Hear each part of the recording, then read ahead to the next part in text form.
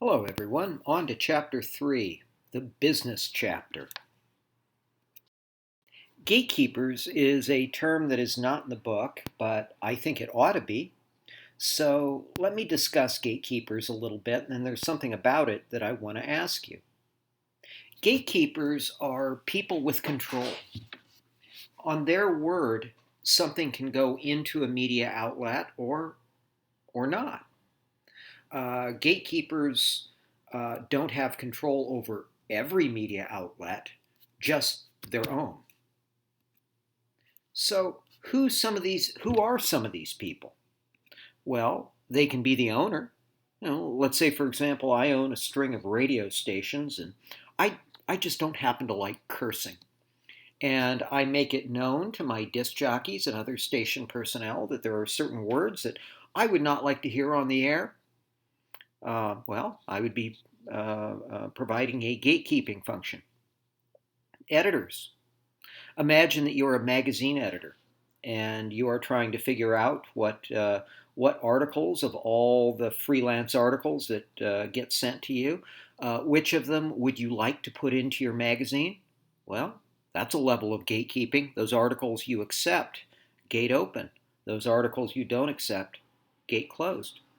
Of course, those articles are going to be edited, maybe for length, maybe for style, maybe for clarity. Who knows? That's gatekeeping too. It's not just does the message get in or not, it is how is it presented? You're an artist and repertoire scout for a record company, and you are going out listening to various garage bands and beginning groups around the area, and the best of them, you think about signing to a contract. Gate open. Of course, as part of that contract, there are financial terms. There may also be stipulations about, what types of music get played, who in the group is being signed and who in the group isn't. That's gatekeeping too.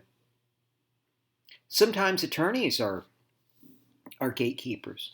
Imagine those tell-all books that oftentimes, if they're about famous people, a lot of money is involved. And because these tell-all books oftentimes make shocking revelations about people, there's always a potential for lawsuit. Well, anybody can bring about a lawsuit. It is, can you win it? Can you survive it? Can you win it without crushing yourself with legal costs? Well, whether that tell-all book gets published or whether the juiciest sections of it get left in, toned down, or taken out, sometimes it's an attorney working for a media outlet who serves that gatekeeper function. So, here's the question for you: is gatekeeping censorship? And when you think about this, I want you to think about the two parts of the First Amendment that are relevant. You'll probably think about freedom of speech, for the individual artist or what have you. But think about the owner or the editor. Don't they get covered by, some form of freedom of the press, which is generally considered to be the right to have what you think should go on your record label or what you think should go in your newspaper?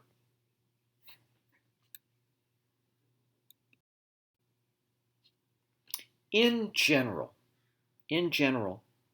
the U.S. media system is privately owned and operated on a for-profit basis.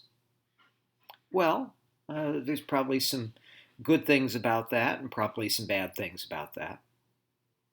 Also, compared with the media in most other developed nations, government regulation of American media is relatively lax. In other words, it isn't quite as strict as it is in some places. So, okay. Now, these are two great generalizations, but they're pretty good generalizations, that U.S. media is almost always privately owned, almost always operated on a for-profit basis. Regulation isn't that strict. Hit the chat box on that. What's good about that? Or what's bad about that?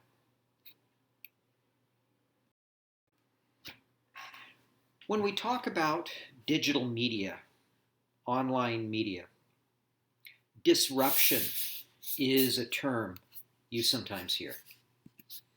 And I think one of the features of disruption is it can change a media business model very quickly.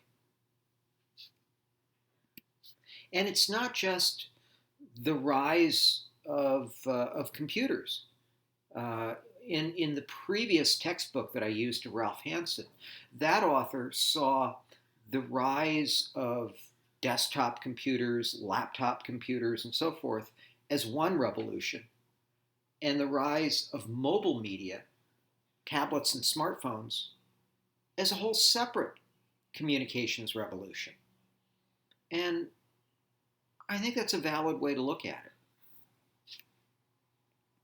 I think another thing that new media has done is it has caused uh, new media outlets to challenge and even surpass the old media titans in influence and exposure, oftentimes with breathtaking speed. And so, yes, we are in an era where students will cite some source that I've really never heard of, and suddenly it has more people viewing it than CBS News or the New York Times. Well, we've been circling around the idea of disruption, but let me give you what disruption in new media is a little more precisely. What the internet does is it gives people a way to rethink and upend old business models. I mean, think about what Uber and Lyft have done to the traditional taxi cab business. That's disruption. Or think about how Netflix, especially when it got into streaming services, how Netflix completely upended the old video store model. I mean, that's total disruption.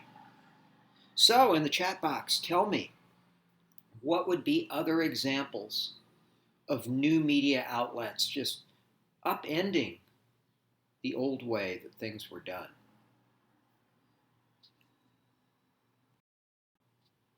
Synergy is a term you ought to know, not just in connection with MassComm 101, but it's just a good vocabulary word in general. Synergy is the idea that something can be more than the sum of its parts. And sometimes in the corporate world, it is thought that if you can have complementary holdings, what I mean by complementary is each can kind of feed off of the other. That then you can have a large diversified media company called a conglomerate, and that term will come up in the next slide, that is more than the sum of its parts. Now, the leading attempt at media synergy was the huge AOL Time Warner merger of 2000. And at the time, the thinking was that AOL Time Warner was just going to take over the media world because it seemed to have a major presence in every form of mass media. But things don't always work out the way they're supposed to work out. The AOL Time Warner merger today is known for what a colossal failure it was. I want you to take a closer look at the chart on this slide. This is the chart of AOL Time Warner's stock price on the left at the time of the merger. And then as you work your way toward the right, it goes down and down and down and down into the dumps and stays there and then goes down even further right there at the end.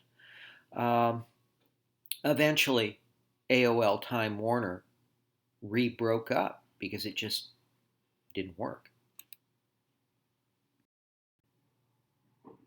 Conglomerates. Conglomerates are very large corporations that have many companies under their larger corporate umbrella. And with the biggest media conglomerates, they may also have holdings that are outside of media. And that's considered to be a good thing because, take, for example, the movie studios. Movies, movie studios have a reputation as being a very up and down business. There are years where you just make a tremendous amount of money, and then there are other years where you just lose a tremendous amount of money. So it's hard to have a standalone movie studio because if you go into a several year slump, well, that could be it for your studio. But if you have, let's say, a large consumer electronics division that doesn't follow the economic cycles of the movie industry, then hey, it increases your chances that you can ride out the lean years. And who knows, maybe if a recession comes along and your consumer electronics division dips, maybe the movie studio will bail things out. Well, the traditional media giants include certainly a big local company, Disney, News Corp, that is the organization that is run by the Murdoch family. The patriarch is the 80 some odd year old Rupert Murdoch. Time Warner, it broke up, and AOL is now elsewhere. But the slimmed down Time Warner is still a media conglomerate. Viacom, the umbrella company of CBS and its online and its cable and other affiliates, including the streaming services. Bertelsmann is a German conglomerate that started in the recording business and then branched out into many other things. When we talk about big media, I don't know about you, but every once in a while I will be heading south on Lankershim Boulevard toward Ventura Boulevard and going past Universal City. And I remember not so many years ago, it seems, I would look at that big building there as, the big office building right near the entrance to Universal City and would say, Universal. And then a few years ago, I don't know how many years ago, I would look up at that sign and it would say NBC Universal. Today, you go past that building and it says Comcast NBC Universal. So clearly, it is becoming more and more of a conglomerate. And I think what's interesting about Comcast NBC Universal is that it has a footprint in all phases of video entertainment. When you think about NBC and Universal Studios as being essentially content creators and content distributors, certainly the movie studio, they have the distribution rights to films, and NBC has its broadcast, cable, satellite, and streaming platforms. Those are all forms of distribution. And then you have Comcast, which is an ISP, an internet service provider, a cable provider. So, boy, that's a conglomerate that is really in every phase of video entertainment. As huge as Google is, Google now comes under the larger corporate banner of Alphabet. And Alphabet is moving in the direction of all sorts of incredible digital devices, including self-driving cars, which we'll talk about in the next slide. As for Apple, I'm not sure that students today are really aware of how up and down and back up again a story Apple has been. It seems like it wasn't so many years ago, it was probably a good 15 years ago, when Apple was on the brink of bankruptcy. And then Steve Jobs came back to the company. He had some modest successes with the eMac. And then the iPod came along and iTunes, and not only helped to revive Apple, but also helped to revive the flagging fortunes of the recording business. And then, of course, there was the big winner with the iPhone. And so now Apple is riding higher than ever. The race is on between the world's largest tech companies, including Apple and Google, and the world's largest automakers to create the dominant self-driving vehicle platform. I mean, what I mean by that is there's this global race on to be, for self-driving vehicles, what the Windows operating system is for desktop computers.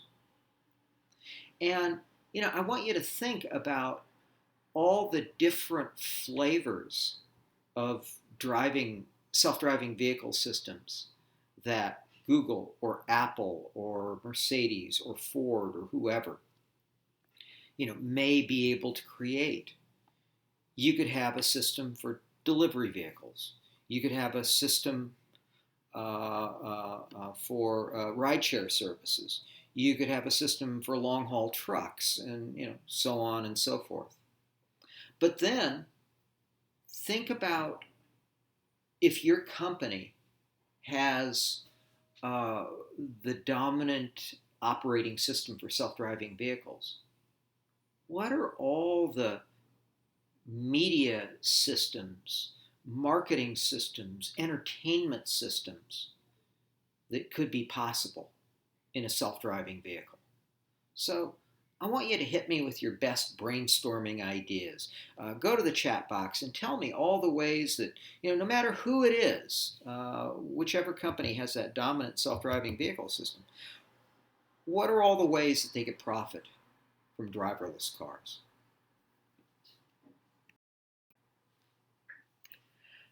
The long tail theory is a big part of this course.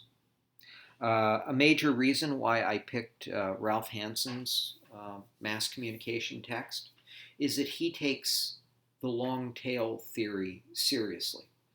And so do I. The long tail is things that on their own may have only appealed to a small number of people.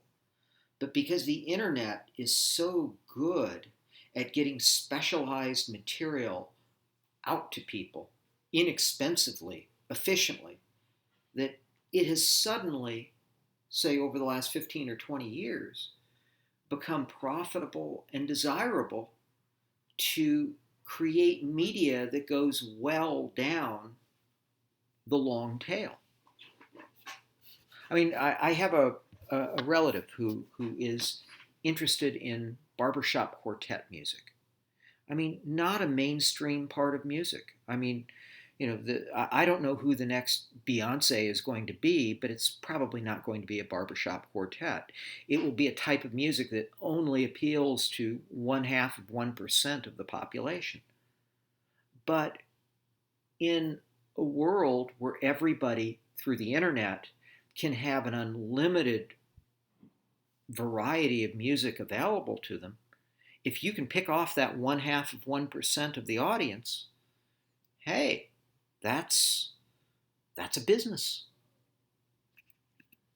When we think about traditional mass media, we don't think about the long tail. We think about the short head. The short head is a relatively small amount of media content that draws in massive numbers of people. Whereas a documentary on Netflix about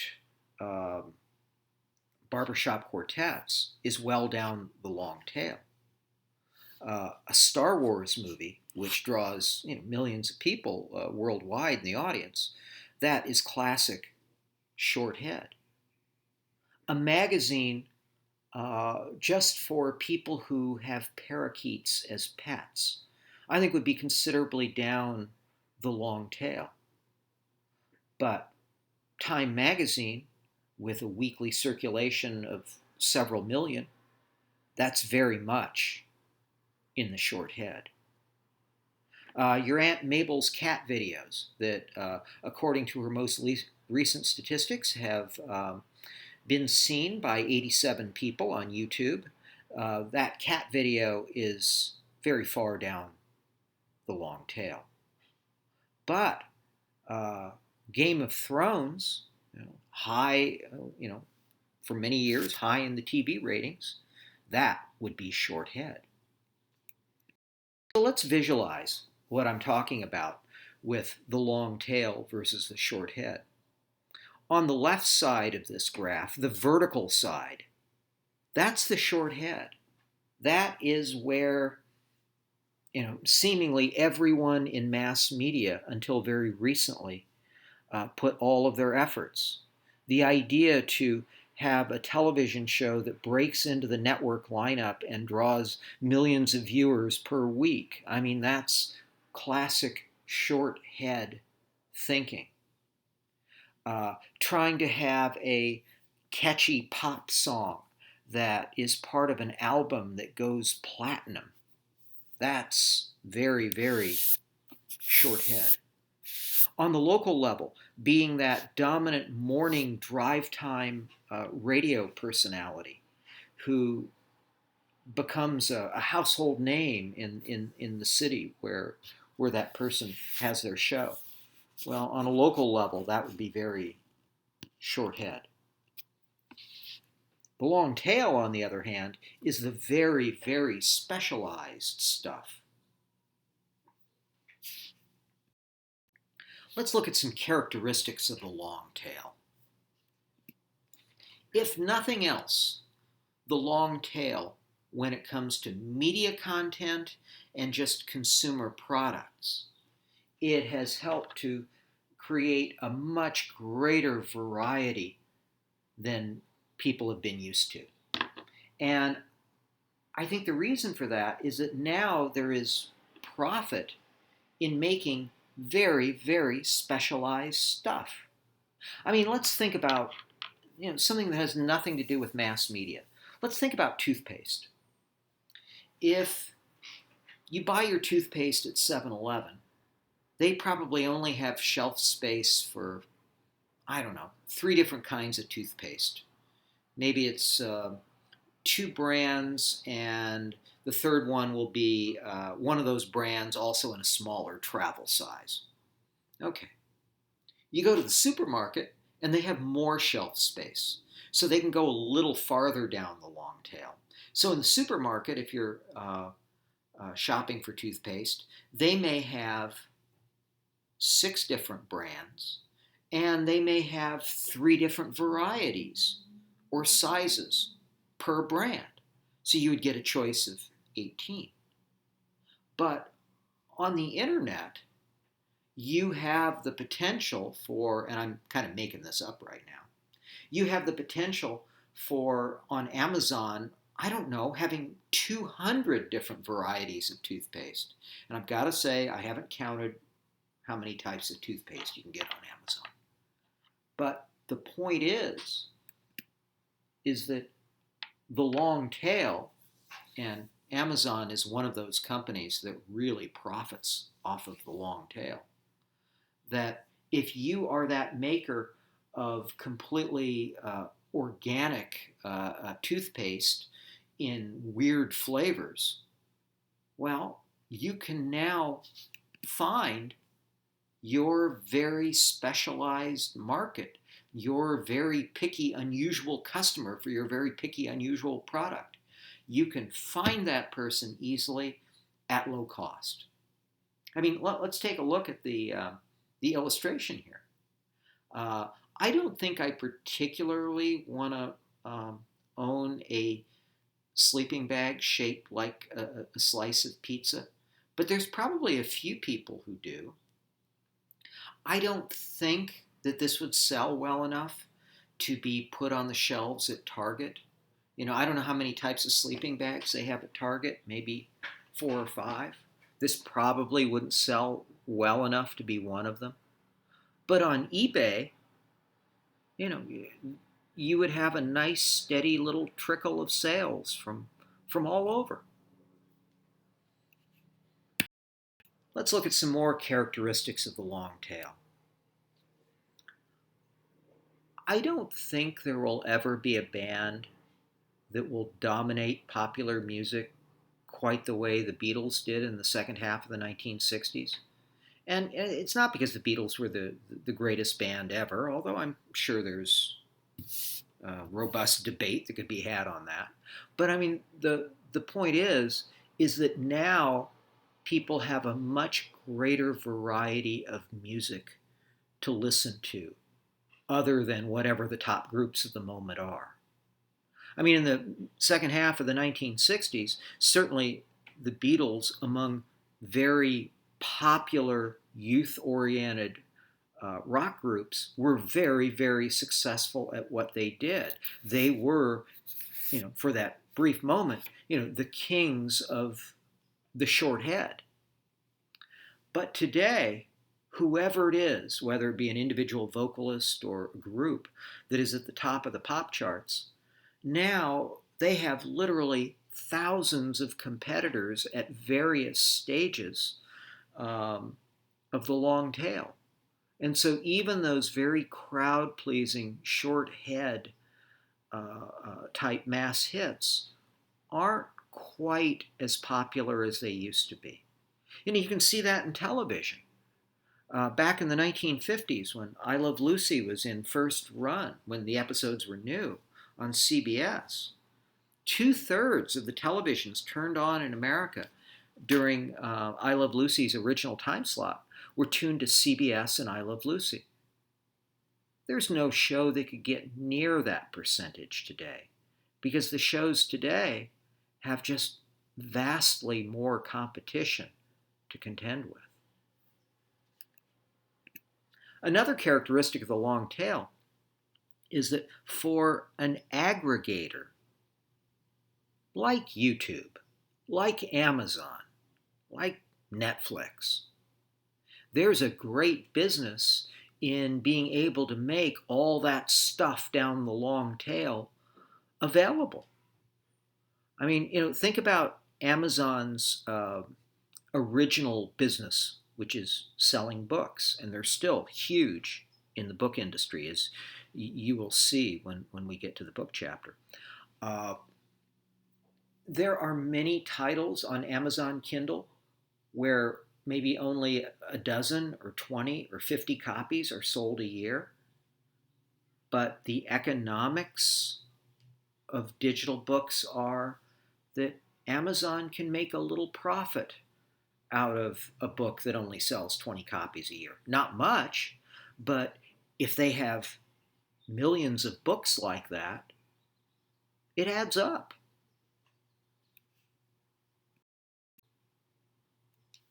Another characteristic of the long tail is that it allows us all to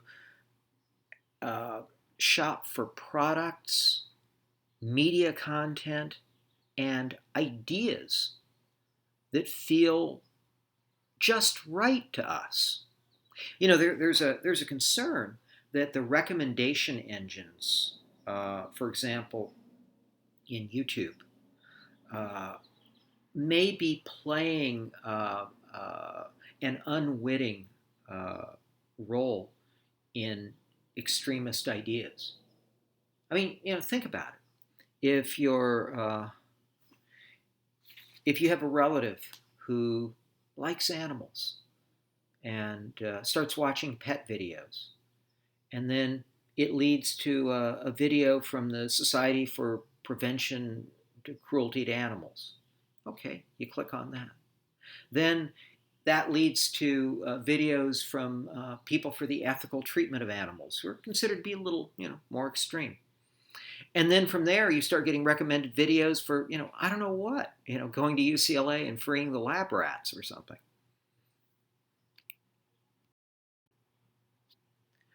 more characteristics of the long tail. You know, a consequence of the long tail is what's called democratization of the means of production.